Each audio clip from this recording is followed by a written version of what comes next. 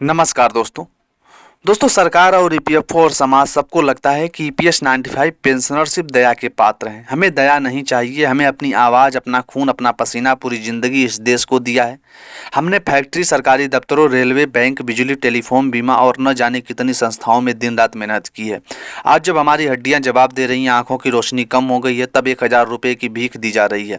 क्या यही देश का न्याय है? क्या यही देश का कर्तव्य है? क्या यही मानवता है? हमने सालों साल इंतजार किया, एनएससी के बैनर तले शांतिपूर्ण प्रदर्शन किए, ज्ञापन दिए, नेताओं से मिले, कोर्ट कचहरी के चक्कर लगाए, लेकिन सरकार ने हर बार हमें झूठे वादे, खोखले आश्वासन और टाल मटोल से टरका दिया। अब हमारे सब्र का बांध टूट चुका है। अब हमारे दिल में दया नहीं, आक्रोश है। हमारी आंखों में आंसू नहीं, आग है। हम पूछते हैं, क्या हमारी जिंदगी की कोई कीमत नहीं है? क्या हमारी मेहनत का कोई मोल नहीं है? क्या बुजुर्गों का सम्मान सिर्फ भाषणों में ही रह गया है?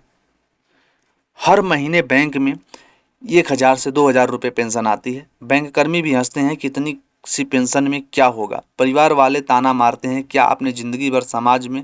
लोग कहते हैं सरकारी नौकरी की थी तो फिर भी पटियाल हो। यह अपमान या तिरस्कार या उपेक्षा हमारे दिल को छलनी कर देता है। कई ईपीएस 95 पेंशनर तो पेट भर खाना नसीब नहीं है, दवाई खरीद नहीं सकते, राशन, किराया, बिजली सब कुछ महंगा है। बच्चों की फीस भरें या अपनी बीमारी का इलाज कराएं। ऐसी दोहरे मुहराने पे सरकार ने हमें खड़ा कर दिया है।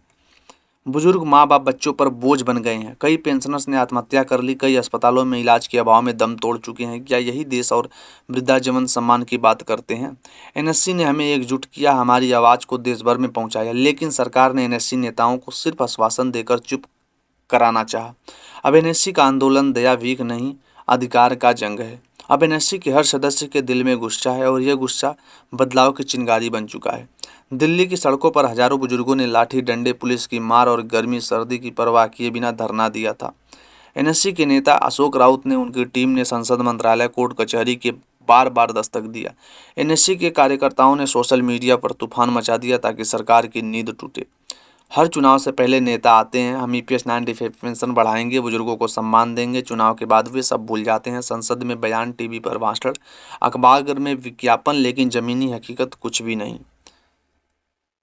कभी फंड की कमी का बहाना बनाया जाता है, कभी सुप्रीम कोर्ट के फैसले का हवाला दिया जाता है, कभी ईपीएफओ की मजबूरी, कभी वित्तीय संकट का डर, कभी नई कमेटी बनाने की बात। यह सच है कि सरकार बुजुर्गों की आवाज़ को दबाना चाहती है, लेकिन क्या चुप बैठना अब हमें नहीं आता?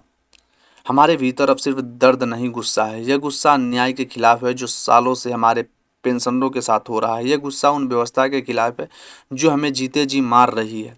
क्या प्रधानमंत्री, संसद, विधायक, अफसर, इन सबकी पेंशन 1,000 2,000 रुपये तय हुई होती तो ये जी लेते? क्या उनके लिए कभी फंड की कमी आई? क्या उनके लिए कभी सुप्रीम कोर्ट के फैसले टाले गए? अगर नहीं तो हमारे साथ यह भेदभाव क्यों है? अब वक्त आ गया है कि ईपीएस 95 पेंशनर्स एनएससी के नेतृत्व में आर पार की लड़ाई लड़े। अब हम सभी यही ज्ञापन देंगे कि अब हमें सिर्फ धरना नहीं देना है। अब हर मंच, हर सड़क, हर मीडिया, हर प्लेटफॉर्म पर अपनी आवाज़ को बुलंद करेंगे।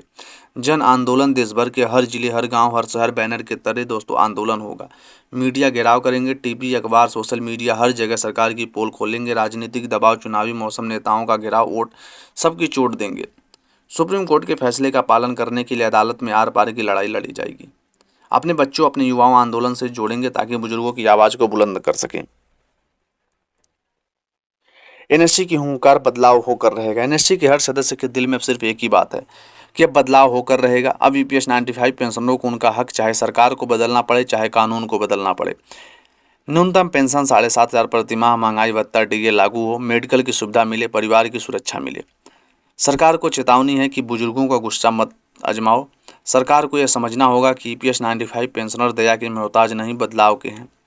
अगर सरकार ने हमारी मांगें नहीं मानी तो देश भर में ऐसा आंदोलन खड़ा होगा जो सत्ता की नींव को हिला देगा। क्या करोड़ों बुजुर्गों का गुस्सा जो झेल पाएगी? क्या एनएससी के आंदोलन को रोक पाओगे? क्या सुप्रीम कोर्ट के फैसले को अनदेखी कर पाओगे? अगर नहीं तो आज ईपीएस 95 पेंशनरों को उनका हक दो। अब एनएससी का हर सदस्य, हर पेंशनर, हर परिवार सड़क पर, सोशल मीडिया पर, हर मंच पर सरकार से एक ही सवाल करेगा कि हमें हमारा हक कब मिलेगा। हर जिले में एनएससी की शाखा खोलो, हर गांव, हर मोहल्ले में मीटिंग करो, सोशल मीडिया पर आंदोलन छोड़ो, नेताओं को घोर वोट की ताकत दिखाओ, देश भर में 65 लाख से ज़्यादा ईपीएस 95 पेंशनर्स हैं। इनके परिवार, बच्चे, रिश्तेदार अगर सब एकजुट हो जाएं तो सरकार की सत्ता डगमगा जाएगी। अब वक्त आ गया है कि हम सब अपनी ताकत पहचानें और बदलाव की लहर को खड़ा करें। ईपीएस 95 पेंशनर की ज़िंदगी दया की मोहताज नहीं है। हमारे दिल में गुस्सा है, हमारे साथ एनएससी का झंडा है और हमारी आंखों में बदलाव का सपना है। सरकार ने अब हमारी आवाज़ नहीं सुनी तो एनएससी आंदोलन देश भर में ऐसी आग लगाएगा जो